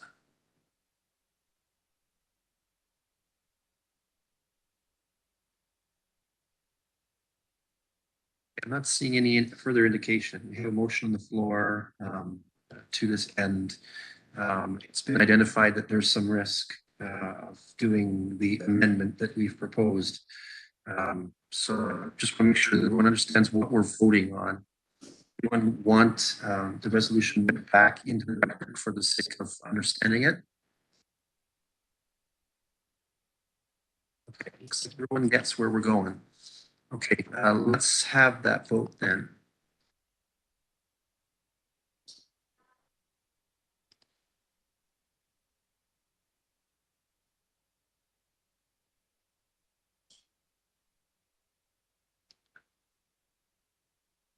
And that is carried. So thank you, staff and team. Let's move forward then. We now are at agenda item number 6. Thank you, Chief Pape, for the work on this. We know it's been a stressful period around this issue, and that there's certainly some work to be done. So we appreciate what we've done here. At item 6 on our agenda, for item 6.1, councillors, are there any reports you would like to ask of our staff or our committees? The usual approach to getting the chair's attention is suggested. Deputy Mayor Kellum, it looks like you're up. Yes, through you, Mayor Kasenberg, not necessarily a report, but maybe a question, and I don't see Lyndon on here. With regards to the study, the trial study for Wallace South, I'm sure it's coming to an end very shortly, and I believe we must be having a public meeting. I believe it's in late June. Not sure if there is a date set yet, but I'm just wondering, I've been asked about the public meeting, if it's going to be virtual, or now that restrictions have been lessened, that we're going to a forum, say maybe the fire hall or something like that. But just, we have some time. I'm just been getting some questions asked where we're at with that, but specifically the public meeting, if it's going to be held at large. Thank you. Deputy Mayor Kellum, Mr. Couch is away tonight, I think, but CAO Snell, did you want to comment what you know about this? Thank you for the question, Deputy Mayor Kellum. I will have to touch base with with Lyndon. He is back tomorrow. So I will have him send out a response to all members of council. Great, thank you very much. Anyone else on item number 6 like to make a request? Councillor Rothwell. Thank you, Mayor Todd. And I noticed on the CKNX here, Bruce County has put in place information on their website based on affordable housing actions that they're trying to do to encourage developers to build, and it's specific to each community within Bruce County.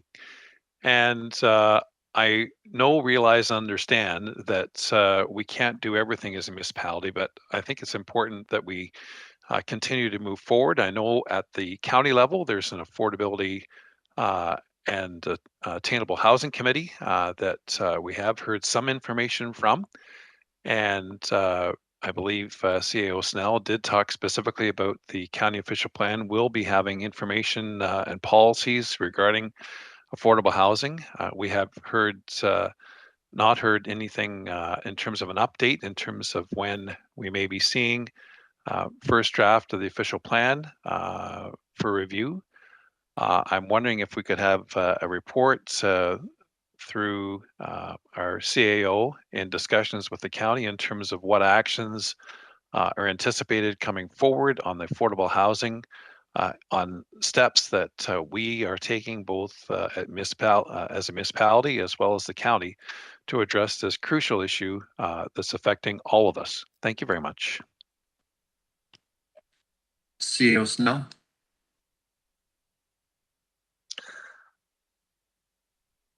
Yeah, certainly. We can certainly bring back a report to council. I can update verbally that we do have an education and data collection piece that is soon going to be ready to go out to North Perth. But certainly I would welcome support from the county to do a similar approach to what Bruce County and other upper tier governments are doing in Ontario. But certainly I can bring back a report at a future council meeting outlining those actions that both the county and the local municipality are taking. Let me just check with CAO Snell or Clerk Klein. Do you want a resolution giving direction to staff to that end? Yes, so Clerk Klein's saying we should have that. If staff is going to be asked to bring a report forward on this subject, we should have a resolution to that effect. Councillor Rothwell, I'm going to assume that that you're willing to move such? Yes, Mayor Todd, I'd be willing to do so. And I haven't got my exact words in terms of a resolution, but I think in terms of the comments that staff be requested to bring a report to council outlining actions that the municipality as well as the county are undertaking, and an action plan in terms of implementation of affordable housing actions, something to that effect. I'd be willing to make that motion. Thank you. Sounds very good. Councillor Richardson, would you serve as seconder on this one? I would gladly serve as seconder on that one.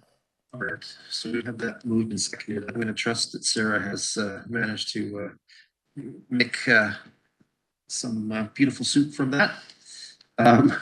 Any discussion or debate on the request to direct staff to bring forward a report on affordable housing actions and planning? Seeing none, let's see the beautiful soup.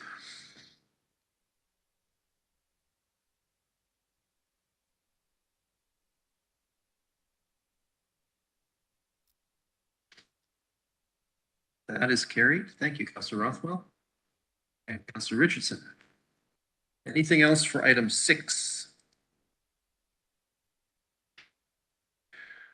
Okay, let's move forward to item 7. We have received an item of correspondence, which Councillor Duncan has wishes to raise something. Sorry, Councillor Duncan, let's not leap ahead. Go ahead. Thank you. I had an information request, and it's for the clerk.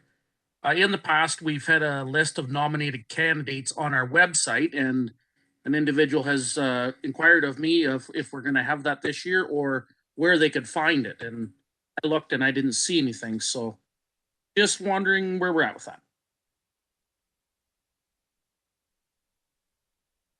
Clerk Klein?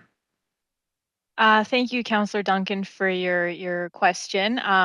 Yes, the list of nominated candidates is on our website, and actually, maybe I'll just bring it up here on the screen to show all of council as well as any members of the public watching. It might not be in the most obvious of locations, but just if you navigate up here to the top banner here under municipal services and then municipal elections. So all of our information on the 2022 municipal election is here. And then just on the left-hand side here, list of candidates. These are all of the candidates who have filed their nominations so far. So this list of candidates is technically unofficial. We don't certify the candidates until after 2 p.m. on nomination day, which is Friday, August 19th. So I hope that helps, and I hope that helps for anyone who's watching or anyone who's interested in knowing who's filed so far. Thank you very much. Thanks, Councillor Duncan, for the information. Perhaps we can look at providing a more prominent link somewhere as we get forward. I appreciate the unofficial nature of the candidacies so far until that day of closure on nomination. All right, anyone else for item 6? Reports, questions? Let's move to item 7 then again. We have received an item of correspondence which invites our action for item 7.1. We have a request from the Moncton 165 Reunion Committee to adjust the bylaw stipulated noise restriction curfew until 1:30 a.m. on the grounds of the Alma Logan Recreation Complex on Friday, June 25th and Saturday, June, and maybe that's 24th, typo, and Saturday, June 25th. This will support the celebrations that are going on there at that occasion. I'm assuming they'd like to make a little noise, and I wouldn't blame them at all. Council, what is your will here with respect to this request?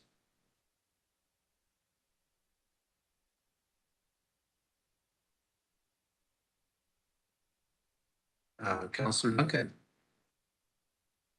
I'd be willing to make a motion to support the letter we received. Right. So moved by Councillor Duncan that we act in accordance with the request in the letter received from the Moncton 165 Reunion Committee. Let's see here. Councillor Johnston, would you be our seconder on this one? I certainly would second that. Okay, so on the floor is a resolution to grant the request that they've made of council. Any discussion or debate on this? Deputy Mayor Kellum. No, just going to second that motion. Thank you. Oh, okay. Sorry. All right. So we have this duly moved and seconded. Anyone want to offer comment before we consider a vote here? Not seeing that, so let's have the vote.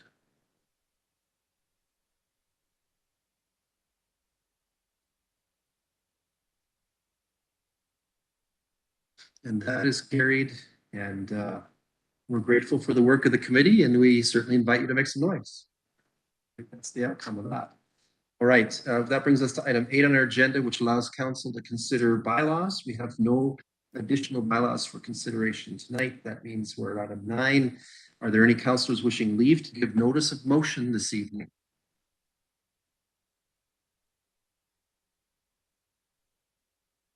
I'm not seeing any indication of that. That brings us to item 10 on our agenda. For item 10.1, are there any announcements that would be of benefit to our community or that reflect well on North Perth at this time?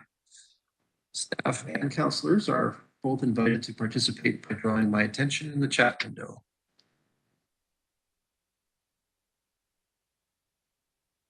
Okay, we're not seeing any special announcements at this time. That means we can move on to item 11 on our agenda. We have 5 matters to be considered in a closed session meeting of council this evening, at least in my count. I'm going to read the resolution that lets us go in a closed session here, council. The resolution as follows: that this committee proceed in camera at 8:49 p.m. to address matters pertaining to the following. A proposed or pending acquisition or disposition of land by the municipality or board regarding Plan 441, Lot 18 and Lot 21, North Perth, 218 Winstanley Street. Lot 58 and part lots 15, 51, and 59, Plan 148 being Part 1 on 44R3089, being all of pin 53023-0041, North Perth, 260 Main Street West. Concession 3, Part Lot 24, Registered Plan 44R3395, Part 1, North Perth, 8417 Road 164. Litigation or potential litigation, including matters before administrative tribunals affecting the municipality or local board regarding an Ontario Land Tribunal appeal, and advice that is subject to solicitor-client privilege, including communications necessary for that purpose, and litigation or potential litigation, including matters before administrative tribunals affecting the municipality or local board regarding the Line 81 Bridge project. Can I call on Councillor Seiler to be our mover here? Yes, I'll move that. Thank you. Thank you. And Councillor Andreessen, will you be our seconder? Yes, I'll second that motion. Thank you very much. Any discussion or debate on this? Seeing none, let's have that vote.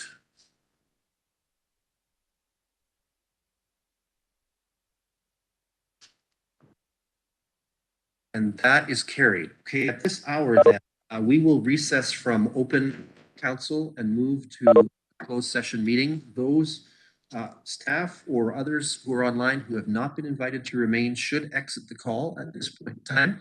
Council, we take 5 minutes of a comfort break at this point and resume, let's say 7 minutes. We'll resume just at 9 and that'll allow us a bio break. And at that time, if you'll turn your cameras on so I know you're back with us, we are going to adjust the AV settings to preclude our broadcasting to YouTube at this time and have you back at 9 o'clock.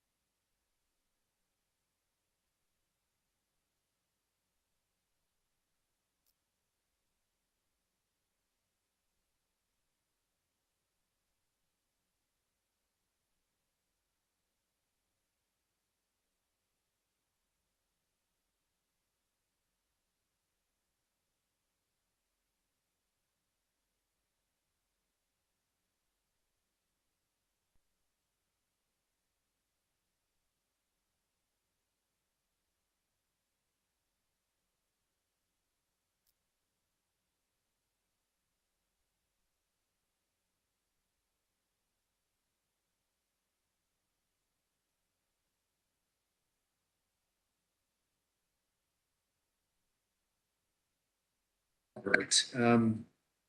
Welcome back. I think Councillor Richardson, can you be a trustee check to see that we have YouTube connectivity at this hour? One moment, please. Thanks.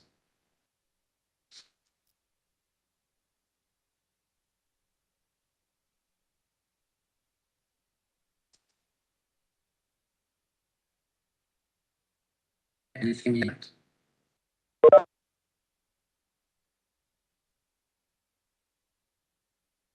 Good to go.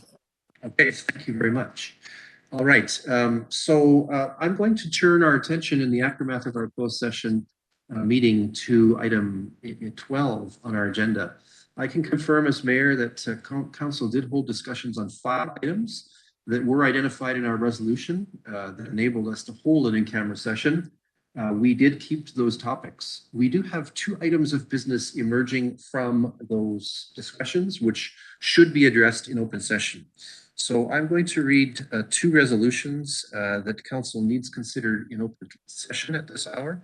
The first is as follows: that the council of the municipality of North Perth deem the original Moncton Library building and property, which is described as Plan 441, Lot 18 and Lot 21, North Perth, 218 Winstanley Street, as surplus, and that staff determine best course of action for sale with the Hamlet Village Commercial Zoning designation.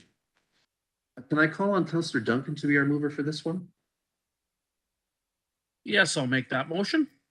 Thank you. And Deputy Mayor Kellum, will you serve as our seconder on this one? Yes, I will second that motion. Thank you. Thank you very much. Council, any discussion or debate on this matter? I'm not seeing any indication of that, so if we could have that vote.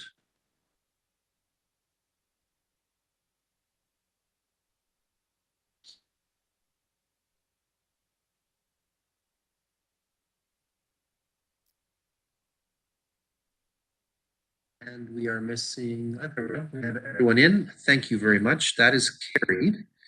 Next up then is a second resolution emerging from our discussions, and it is as follows: that the Council of the Municipality of North Perth, lose my voice, sorry, deem the property at 260 Main Street West as surplus and authorize staff to proceed with a purchase and sale agreement to the United Way Perth Huron.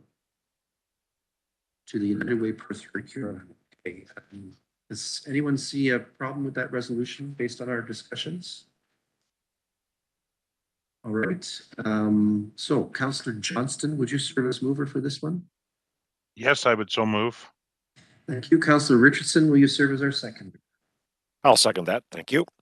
Thank you very much. Any discussion or debate? Seeing none, let's have that vote.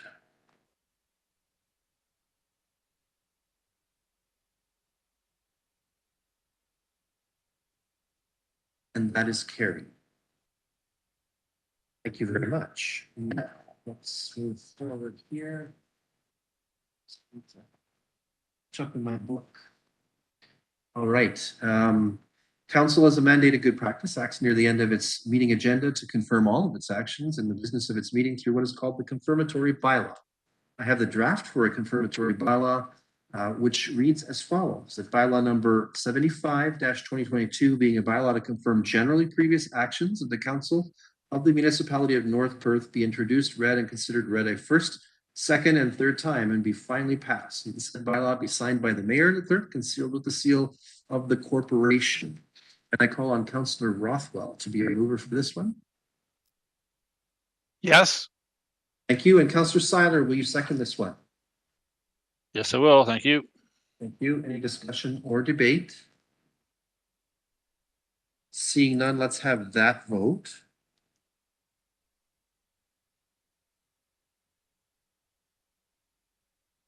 And that is carried with the noted abstentions from earlier pecuniary interest declarations. Thank you. Councillors, we have completed the deliberation and taken action on the business that did come before us tonight. I have a motion to adjourn, which reads as follows: that the council meeting adjourns at 10:01 p.m. to meet again for general council business on Monday, June 6, 2022 at 7 p.m. Councillor Richardson, will you serve as our mover for that? Yes, I'll make that motion. Thank you. Thank you. And Councillor Anstett, will you be our seconder? Yes, I'll second. Thank you. Thank you. It's not debatable, so let's have that vote.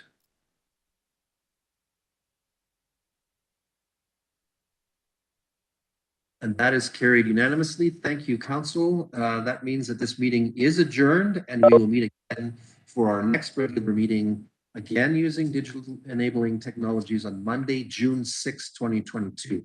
Formally, this is adjourned. Thank you, everyone.